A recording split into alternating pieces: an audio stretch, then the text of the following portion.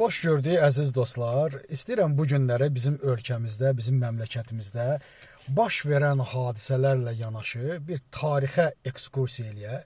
Nədənsə mənə bu tarix çox maraqlı gəldi və yadıma düşdü. Bizim ölkədə baş verən hadisələrlə bağlı, gələn sərvətlərlə bağlı, gedən sərvətlərlə bağlı bir tarix yadıma düşdü. Deməli, hər kəs əlbəttə ki, Napoleon Bonapartı tanıyır. Napoleon Bonapart çox böyük bir sərkərdə olmaqla bərabər, həm də o dövrdə bizim müttəfiqimiz olub. Yəni, necə müttəfiqimiz?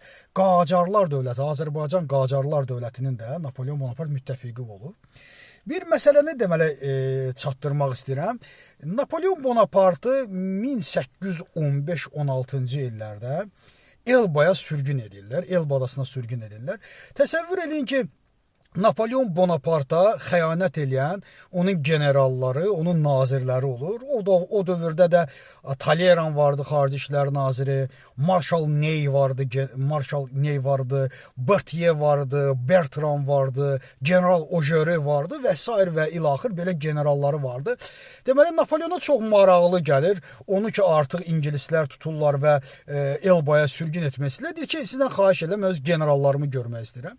Generallar aşağıda düzülür və gəlir onları görür, baxır bir-bir, sonra qayıdır onlara bir sual verir. Deyir ki, axı niyə də niyə? Mən sizi bu qədər sərvət sahibi elədim, mən sizə bu qədər imkanlar yaratdım, bütün dünyanı, kontinenti tutmuşum. Siz niyə mənə xəyanət elədiniz? Onda general Ney qayıdır, deyir ki, elə bütün problem də bundadır. Siz bizi sərvət sahibi elədiniz, siz ölkəyə pullar gətirdiniz, amma biz onu yeyə bilmədik ki, onu bölə bilmədik ki, biz bu atın üstündən düşə bilmədik ki, elə ömür boyu atın üstündə qaldıq, o sərvətdə yeyə bilmədi.